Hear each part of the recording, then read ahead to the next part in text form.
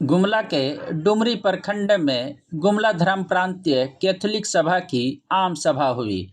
मुख्य अतिथि विधायक भूषण तिर्की थे। उन्होंने आदिवासियों के मुद्दे पर कई महत्वपूर्ण जानकारी दी। साथ ही उन्होंने कहा कि आदिवासियों को एकजुट होने की जरूरत है और अपने हक अधिकार को प्राप्त करने के लिए लड़ाई लड़ने की भी जरूरत पड़ेगी। आज कार्तिक महासभा आम सभा हुआ, 29वां आम सभा।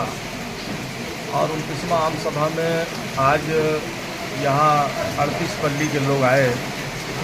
38 पल्ली के साथ में यहाँ के गुमला धर्म प्रांत के अति माननीय मान्यवर सब स्वामी भी थे और सभी पल्ली के पल्ली पुरोहित और कार्तिक सभा के तमाम सभी सम्मानित लोग यहाँ उपस्थित थे।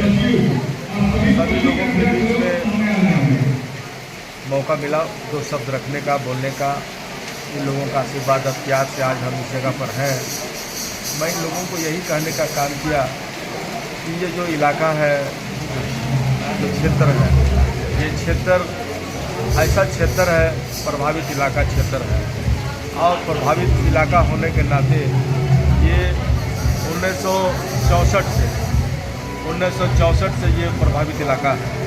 और 1964 से बाजा जब बंद इस इलाके में नेतरहाट रिफाइनरी एक परियोजना आई। और नेतरहाट रिफाइनरी गोला बारूद के लिए यहाँ अभ्यास के लिए, युद्ध अभ्यास के लिए यहाँ नेतरहाट रिफाइनरी का योजना 1964 में इस इलाके में लाया गया।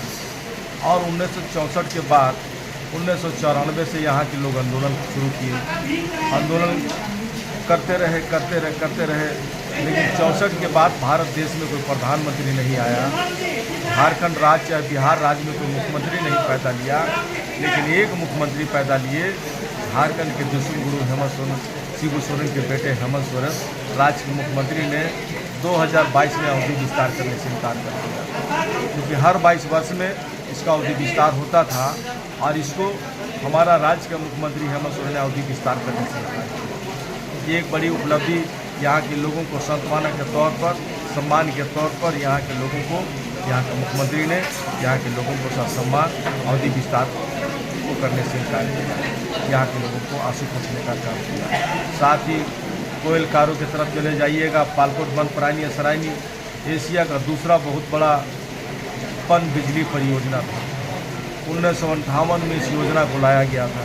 1958 के बाद 1978 से वहाँ के लोग जन आंदोलन शुरू किए, उसका विरोध शुरू किए, लेकिन आज तक वो परियोजना बंद नहीं हुआ है। आज भी भारत सरकार के खाते पन्ने में बही में वो दर्ज है। इसके साथ साथ पालकोट बंद प्राणी असराइनी 183 वर्ग किलोमीटर में पालकोट बंद प्राणी असराइनी है। तो उसके साथ अब चले जाएंगे रायडी प्रखंड में।